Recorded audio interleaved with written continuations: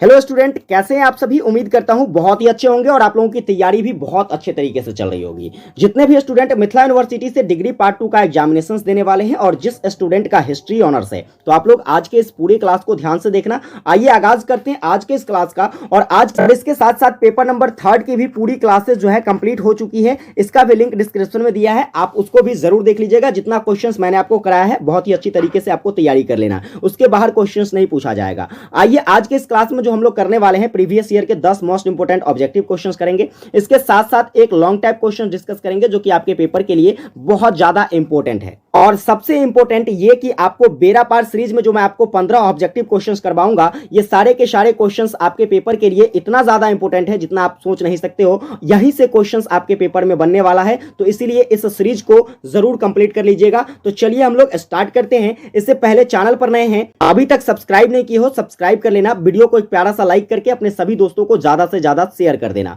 आइए देखते हैं क्वेश्चंस आज क्या क्या करना है। तो सबसे पहला क्वेश्चन है कि जापान में सामंतवाद की समाप्ति की शाही घोषणा कब की गई थी। तो जापान में सामंतवाद की समाप्ति की शाही घोषणा जो है यह 1871 ईस्वी में किया गया था। आगे देखेंगे क्वेश्चंस क्या कहता है। तो आपका अगला क्वेश्चन है कि जापान में प्रत्येक व्यक्ति के लिए सैनिक सेवा, कौन सी सेवा, सैनिक सेवा, यह कब अनिवार्य की गई थी। तो देखिए, जापान में प्रत्येक व्यक्ति के लिए सैनिक सेवा अनिवार्य की घोषणा जो है यह 1872 ईस्वी में किया जाता है। नेक्स्ट बात करेंगे, अगला क्वेश्चन आपका है कि जापान में उच्च शिक्षा के क्षेत्र में किस देश की शिक्षा पद्धति को मॉडल के रूप में लिया गया। तो सिंपली याद रखेंगे, जापान में उच्च शिक्षा के क्षेत्र में ऐसा कौन सा देश था, तो वह फ्रांस था, जहां के शिक्षा पद्धति को मॉडल के रूप में लिया गया। आगे बढ़ेंगे, आपका अगला क्वेश्चन कहता है कि मोइजी संविधान के निर्माण में जापानी राजनीतिज्ञ ईतो ने जर्मनी के किस प्रांत के संविधान को महत्वपूर्ण स्रोत के रूप में स्वीकार किया। तो सिंपली याद रखेंगे वह कौन सा प्रांत है, तो बावरिया प्रांत है। कौन सा प्रांत, बावरिया प्रांत को। ठीक है, आगे देखेंगे अगला क्वेश्चन क्या कहता है। तो आपका अगला क्वेश्चन है कि जापान में नई भू राजस्व प्रणाली कब लागू की गई थी। तो जापान में नई भू राजस्व प्रणाली जो है मेरे भाई, यह कब लागू किया जाता है, 1873 ईस्वी में। कब किया जाता है, 1873 ईस्वी में जापान में नई भू राजस्व प्रणाली लागू की जाती है। नेक्स्ट देखेंगे, आपका अगला क्वेश्चन कहता है कि जापान में पहली रेलवे लाइन का निर्माण कब किया गया था। तो जापान में पहली रेलवे लाइन, ये क्वेश्चन कई बार पेपर में आया है और आपको याद रखना है, यह जो रेलवे लाइन है जिसका कार्य समापन कब हुआ था, तो 1872 ईस्वी में। इसलिए इसका सही आंसर क्या हो जाएगा, जापान में पहली रेलवे लाइन का निर्माण कब हुआ, 1872 ईस्वी में। आगे देखेंगे, आपका अगला क्वेश्चन क्या कहता है कि bank of Japan, bank of Japan की स्थापना कब की गई थी। तो बैंक ऑफ जापान जो है जिसकी स्थापना 1885 ईस्वी में की जाती है। नेक्स्ट देखेंगे, आपका अगला क्वेश्चन कहता है कि जापान में पहला महिला विश्वविद्यालय कब स्थापित हुआ था। तो जापान में पहला महिला विश्वविद्यालय जो है 1913 ईस्वी में स्थापित किया जाता है। देखिए, ये जितना ईस्वी वाला क्वेश्चन है आपको जरूर याद रख लेना है, क्योंकि यहां से क्वेश्चन पक्के आपके पेपर में देखने को मिलेगा। नेक्स्ट बढ़ेंगे, आपका अगला क्वेश्चन कहता है कि जापान में पहला विश्वविद्यालय किस नगर में स्थापित किया गया था। यहां पर महिला की बात नहीं की जा रही है, डायरेक्ट पूछा जा रहा है कि जापान में पहला विश्वविद्यालय जो है यह जापान के किस नगर में स्थापित किया जाता है। तो आपको याद रखना है टोक्यो में। कहां पर, टोक्यो में पहला विश्वविद्यालय स्थापित किया जाता है। इसके बाद यदि आपसे पूछ लिया जाए कि जापान की राजधानी कहां है, आप कमेंट करके बताइए कि जापान की राजधानी कहां है। नेक्स्ट क्वेश्चन पर बढ़ेंगे, आपका अगला क्वेश्चन कहता है कि जापान में जबात्सु से तात्पर्य था, यानी कि जापान में जबात्सु क्या क्या अर्थ था। क्या यह एक वित्तीय अल्पतंत्र थी, या फिर जापानी संसद को जबात्सु कहा जाता है, या फिर जापानी डाक प्रणाली को जबात्सु कहा जाता है, या फिर जापानी सामंत वर्ग को जबात्सु कहा जाता है। तो सिंपली आपको याद रखना है कि जापान में जो जबात्सु है यह किसको कहा जाता है, तो यह एक वित्तीय अल्पतंत्र है। क्या है, यह एक वित्तीय अल्पतंत्र है, जबात्सु। आगे बढ़ेंगे, चलिए बेरा पार सीरीज की तरफ बढ़ते हैं। और बेरा पार सीरीज में आज जो हम लोग क्वेश्चंस करने वाले, यहां पर मिस टाइपिंग हो गई है, आप इसको क्या कर लोगे, तो आज जो है रूस और जापान से संबंधित कुछ मोस्ट इंपोर्टेंट क्वेश्चंस करेंगे। देखिए 60 क्वेश्चंस मैंने आपको पीछे करवा दिया है, आज हम 61 से क्वेश्चंस करना शुरू करेंगे और 15 क्वेश्चंस देखेंगे आज के इस बेरा पार सीरीज में, जहां से एक आध क्वेश्चन जो है, ठीक है, 1 से 2 क्वेश्चंस ऐसे होंगे जो आपके पेपर में सीधा सीधा छप जाएगा। देखो क्वेश्चंस कहता है कि 1904 1904 से 1905 में रूस और जापान के बीच में कौन सा समझौता हुआ था? देखिए 1905 ईस्वी में रूस और जापान के बीच में जो युद्ध होता है, यह युद्ध किस संधि के बाद समाप्त होता है? तो आपको याद रखना है, पोर्ट्समाउथ संधि के बाद जो क्या होता है, तो रूस और जापान का जो युद्ध है 1904 और 1905 का, यह क्या होता है, समाप्त हो जाता है। नेक्स्ट क्वेश्चन कहता है रूस जापान का युद्ध कब होता है? तो रूस और जापान का युद्ध 1904 और 1905 में होता है। अब आपको यहां पर कमेंट करके हमें बताना है कि इस रूस और जापान के युद्ध में किसकी विजय होती है, यानी कि कौन इस युद्ध को जीतता है और कौन इस युद्ध को हार जाता है, यानी कि इस युद्ध में कौन पराजित होता है और कौन विजय होता है। चलिए आप फटाफट से हमें कमेंट करके बता दीजिए। आगे बात करेंगे, अगला क्वेश्चन देखिएगा।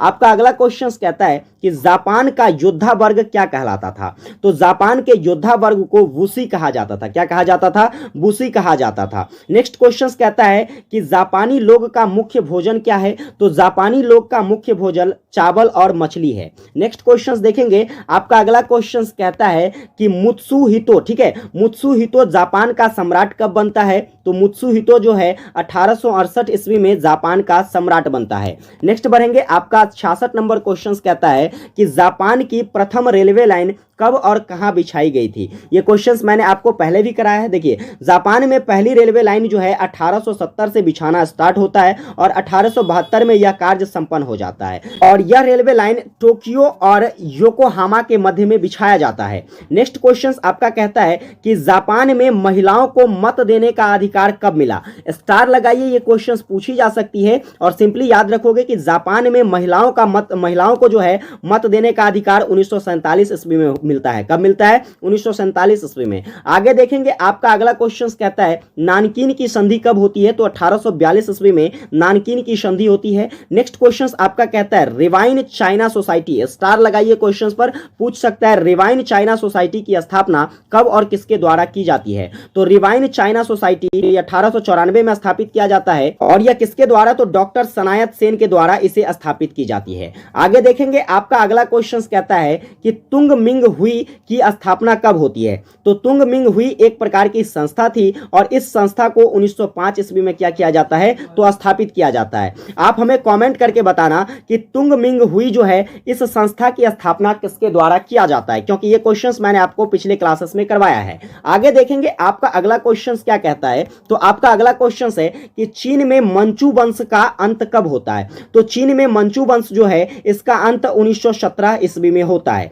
आगे देखेंगे, आपका अगला क्वेश्चन है कि माओ त्से तुंग ने नया लोकतंत्र, कौन सा पुस्तक है? देखिए ये पुस्तक का नाम आपको याद रखना है, माओ त्से तुंग के द्वारा एक पुस्तक लिखा गया नया लोकतंत्र। यह पुस्तक उसके द्वारा कब लिखा गया था? तो 1940 ईस्वी में। कितने ईस्वी में? 1940 ईस्वी में नया लोकतंत्र पुस्तक लिखा गया, जिसके लेखक कौन थे? तो माओ त्से तुंग थे। आगे देखेंगे, आपका अगला क्वेश्चन, स्टार लगाइए इस क्वेश्चन पर, पक्का पूछा जाएगा ये क्वेश्चन कि पीपुल्स रिपब्लिक ऑफ चाइना की सरकार कब और किसके नेतृत्व में स्थापित होती है? तो देखिए पीपुल्स रिपब्लिक ऑफ चाइना की जो सरकार है यह 1949 ईस्वी में माओ त्से तुंग के नेतृत्व में क्या होती है? तो स्थापित की जाती है। नेक्स्ट क्वेश्चन कहता है जापान का प्रथम सम्राट किसे माना जाता है? तो जापान का जो प्रथम सम्राट है यह जिम्मू को माना जाता है। किसको माना जाता है? जिम्मू को जापान का प्रथम सम्राट माना जाता है। नेक्स्ट बढ़ेंगे, आपका अगला क्वेश्चन जो कि इस बेरा पार सीरीज का आखिरी क्वेश्चन होगा, इसके बाद हम लोग एक लॉन्ग टाइप क्वेश्चंस देखेंगे। देखिए क्वेश्चंस कहता है कि जापान में सम्राट किस नाम से जाने जाते थे? तो जापान के सम्राट को मिकाडो कहा जाता था। क्या कहा जाता था? जापान के सम्राट को मिकाडो कहा जाता था। अब आइए देखते हैं एक लॉन्ग टाइप क्वेश्चंस, और ये क्वेश्चंस बेहद ही इंपॉर्टेंट क्वेश्चंस है, क्योंकि आप देख रहे हो ये क्वेश्चंस 2016 में पूछा गया है, 2018 में पूछा गया है, और देखिए यहां पर 2 साल के बाद इसे रिपीट की गई है, तो 21 के बाद इसे निश्चित ही 23 में रिपीट किया जाएगा, ये मैं आपको गारंटी के साथ कहता हूं। और इस क्वेश्चंस को बढ़िया से प्रिपेयर कर लेना आप लोग। क्वेश्चंस कहता है कि जापान में मोइजे पुनर्स्थापना पर क्या करिए? तो प्रकाश डालिए। इसी क्वेश्चंस को एक नए शब्दों में, एक अलग शब्दों में आपसे पूछ लिया जा सकता है कि मोइजी पुनर्स्थापना के कारणों एवं महत्वों का वर्णन कीजिए। दोनों क्वेश्चंस एक ही है, सिर्फ और सिर्फ क्या है? तो इसके पूछने का तरीका चेंज है। आइए देखते हैं कि इसका आंसर राइटिंग हमें कैसे करना है। बहुत ही यूनिक तरीके से हम लोग आंसर राइटिंग करेंगे। जैसे कि सबसे पहले मुझे क्या करना है? तो इस क्वेश्चंस का की पॉइंट ढूंढना है। तो क्वेश्चंस का की पॉइंट क्या है? मोइजी पुनर्स्थापना। ठीक है, मोइजी पुनर्स्थापना के बारे में हमें क्या करना? सबसे पहले एक बेसिक परिचय देना सीखना है, जैसे कि मैंने आपको हर क्वेश्चंस में बताया है। देखिए क्या है इसका बेसिक परिचय। यदि मैं बात करूं मोइजी पुनर्स्थापना की, तो इसका सीधा सीधा मतलब होता है सम्राट की शक्ति का पुनर्स्थापना। देखिए मोइजी जापानी सम्राट की उपाधि थी। क्या थी? मोइजी जापानी सम्राट की क्या थी? तो एक उपाधि थी। 1768 ईस्वी में जापानी सत्ता में महान परिवर्तन होता था। इसके बाद क्या हुआ? तो सम्राट क्या कहते हैं, मुत्सुहितो ने सिंहासन संभाली और मोइजी की उपाधि ग्रहण की। किसने ग्रहण की? तो मुत्सुहितो के द्वारा जो है मोइजी की उपाधि ग्रहण की गई। यह एक बेसिक परिचय था मोइजी पुनर्स्थापना की। अब बात करते हैं मोइजी पुनर्स्थापना का कारण क्या है। तो देखिए इसके कुछ निम्नलिखित कारण है, जिसमें सबसे पहला कारण क्या है? तो पश्चिमी देशों का प्रभाव। इसका सबसे पहला कारण क्या है? पश्चिमी देशों का प्रभाव। अब क्या लिखेंगे इसमें? तो देखिए 19वीं शताब्दी में जापान के शोगुन सत्ता को पश्चिमी देशों के सामने झुकना पड़ा था। जापान की कौन सी सत्ता थी? तो शोगुन सत्ता थी,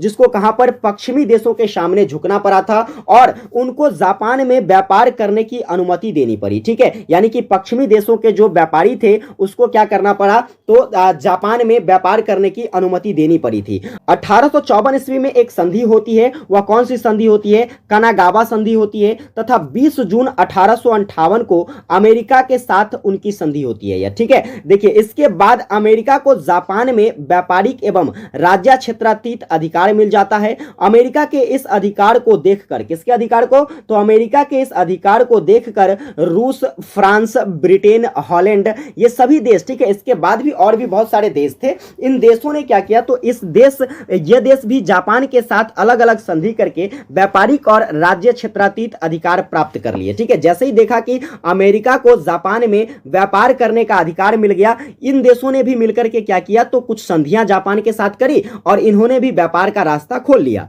पश्चिमी देशों के लिए जापान का द्वार खुलना जापान के लिए ऐतिहासिक घटना थी। इस घटना के परिणाम स्वरूप जापान में दो प्रकार के विचारधारा उभर कर सामने आती है। पहली विचारधारा तो यह थी कि पश्चिमी देशों का विरोध किया गया। क्या किया गया? पहली विचारधारा के आधार पर पश्चिमी देशों का विरोध किया गया, लेकिन यह रूढ़िवादी और पारंपरिक विचारधारा के कारण सफल नहीं हो पाया।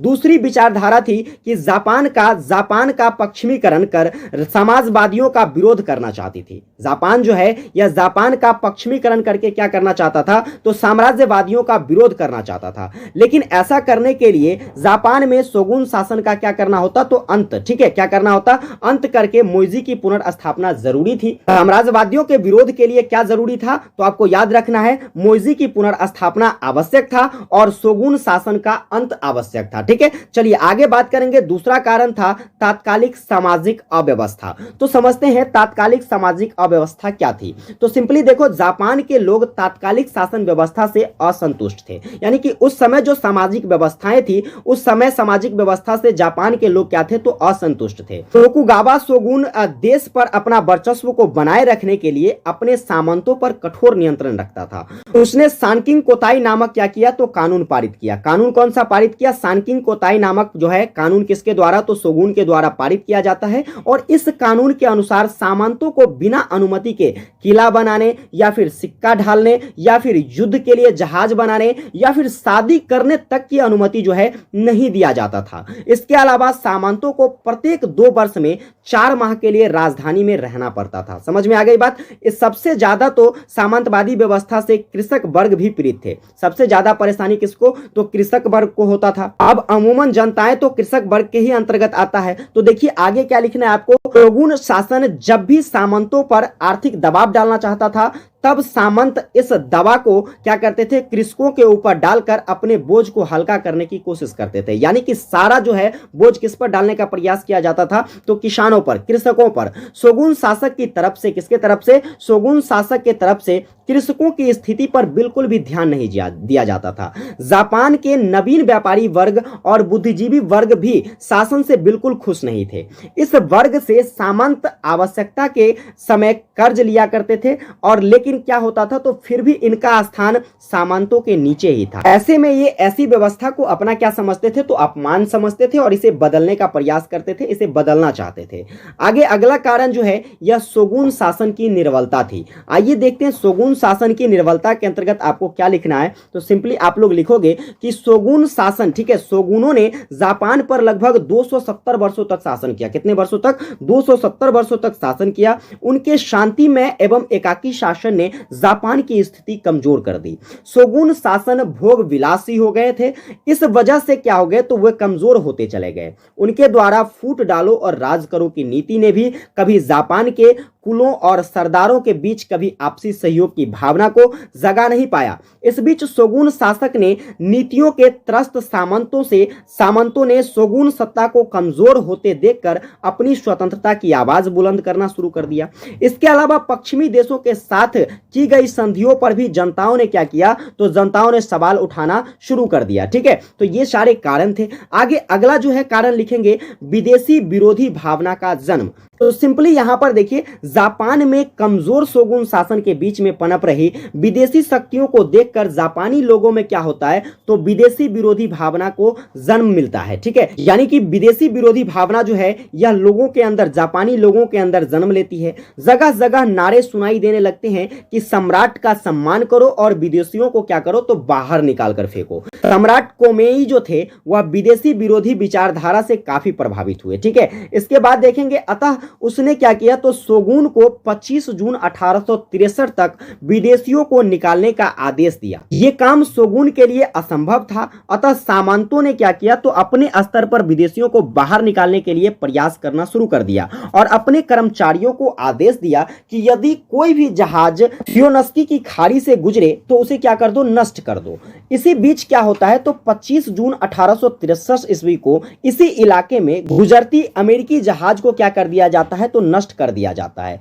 इसके जवाब में अमेरिका क्या करती है, तो 16 जुलाई 1863 ईस्वी को हमला करके जापान के किलों पर हमला करता है और उसको भारी नुकसान पहुंचाता है। और इसके बाद देखिए, यही नहीं, इसी बीच में क्या होता है, तो इसी बीच में 14 सितंबर 1863 ईस्वी को एक ब्रिटिश नागरिक की हत्या भी कर दी जाती है। ब्रिटिश सरकार भी अब क्या करता है, तो 1 लाख पौंड हर्जानों की मांग की और उसे वसूलने के लिए 7 जहाजों को क्या किया, भेज दिया। इन जहाजों ने जापानी नगरों पर गोलीबारी करके एक जापानी जहाज को नष्ट कर दिया। इसके बाद देखिए, इन 2 घटनाओं के बाद भी क्या होता है, तो इन 2 घटनाओं ने जापान में विदेशी विरोधी भावना को और मजबूत बना दिया। इसके साथ ही विदेशियों के सामने झुकने वाले कमजोर सत्ता को भी बदलना चाहते थे वे लोग। आगे देखेंगे, अगला जो है रीजंस, वह रीजंस क्या है, सामंतों का संगठित होना। जितने भी सामंतवादी थे वो सभी अब क्या हो जाते हैं, संगठित हो जाते हैं। और संगठन के बाद देखिए क्या होता है, तो यहां पर आपको लिखना है कि तोकुगावा शोगुनों जो थे, इसकी एक नीति थी फूट डालो और राज करो की। तो यह फूट डालो और राज करो की जो नीति थी, इसने क्या किया, तो कभी जापान के सामंतों तो कभी विभिन्न समुदायों के बीच क्या करता था, एकता का जो भाव था इसे पनपने नहीं देता था। लेकिन शोगुनों की शासन को उखाड़ फेंकने की भावना ने सबको एक सूत्र में बंधने पर मजबूर कर दिया। उन्होंने क्या किया, तो उन्होंने संगठित होकर एक सेना का गठन किया और 1866 ईस्वी में शोगुन सत्ता के खिलाफ विद्रोह कर दिया। यह विद्रोह शोगुन शासन के लिए बहुत ही नुकसानदेह हुआ। ठीक है, यह काफी भारी पड़ा था शोगुन शासन को। 3 जनवरी 1868 को सम्राट की पुनर्स्थापना की घोषणा हुई और मोइजी पुनर्स्थापना कर दी गई। इस प्रकार जापान से सदियों से चली आ रही शोगुन की सत्ता का क्या हो जाता है, तो अंत हो जाता है और जापान में क्या होती है, तो मोइजी की पुनर्स्थापना होती है। अब बात करते हैं कि मोइजी की पुनर्स्थापना का महत्व क्या है, तो महत्व के बारे में भी पूछा गया था, आपको ध्यान रखना है। देखिए महत्व में हम लोग क्या लिखेंगे, मोइजी पुनर्स्थापना का जापान में काफी ज्यादा महत्व था। आधुनिक जापान के निर्माण का बीजारोपण मोइजी पुनर्स्थापना से ही शुरू होता है। ठीक है, जापान से ही सामंती प्रथा का उन्मूलन हो गया और उन्नति का रास्ता खुला। विदेशी साम्राज्यवाद के चुंगल में फंसने से जापान बच गया। राष्ट्रीयता का अपूर्व विकास हुआ। देश पराधीनता से बच गया। जापान में साम्राज्यवादी भावना का विकास हुआ। अब देखो एक चीजें यहां पर समझ लीजिए, मैंने आपको महत्व के बारे में बताया, लेकिन यहीं पर अगर महत्व की जगह परिणाम पूछ दे तो भी आपको नहीं घबराना है, परिणाम में भी आप इसे लिख सकते हो। क्यों? क्योंकि आपने यहां पर देखा सारे पॉइंट्स, जैसे कि मैंने आपको बताया कि विदेशी साम्राज्यवाद के चुंगल से क्या तो जापान बच गया, राष्ट्रीयता का अपूर्व विकास हुआ, इसके बाद देश पराधीनता से बच गया। तो ये सब ऐसा लग रहा है कि रिजल्ट निकल कर आया। ठीक है, स्टेटमेंट क्या बता रही है? रिजल्ट निकल कर आया। और इन सभी कारणों से महत्व भी रखता है मोइजी पुनर्स्थापना। जापान की आंतरिक दशा में बदलाव आया, देश का शासन अत्यंत दृढ़ और कुशल हो गया, औद्योगिकरण का तेजी से विकास हुआ और जापानी सैन्य बल में काफी वृद्धि हुई, और जापान एक साम्राज्यवादी देश भी हो गया। इस तरीके से आपको लिखना है। और इसके बाद देखिए, शासन चलाने के लिए एक संसद की स्थापना की गई और नया संविधान भी बनाया गया। नागरिकों को कई सारे अधिकार प्रदान किए गए। जापानी सेना नए ढंग से संगठित की गई, विदेशियों से संपर्क कायम हुए, जिसके कारण जापान की प्रगति का मार्ग जो है यह प्रशस्त हो पाया। निष्कर्ष में हम लोग लिखेंगे कि अतः उपयुक्त कथनों के आधार पर ही जापान का पूर्ण कायाकल्प जो है यह मोइजी पुनर्स्थापना के तहत होता है। तो आपको इस तरीके से मोइजी पुनर्स्थापना के कारण एवं परिणाम के बारे में या फिर मोइजी पुनर्स्थापना के बारे में वर्णन करनी है। अगर आपको ये आंसर राइटिंग का तरीका बेहतर लगा हो तो आप चैनल को सब्सक्राइब कर ही लेना। वीडियो को एक प्यारा सा लाइक करके कमेंट करके बताना कि क्लासेस आपको कैसी लगी, और अंत में अपने सभी दोस्तों को भी जरूर शेयर कीजिएगा। विशेष मिलेंगे आप लोगों के साथ एक नई क्लास में, तब तक के लिए जय हिंद।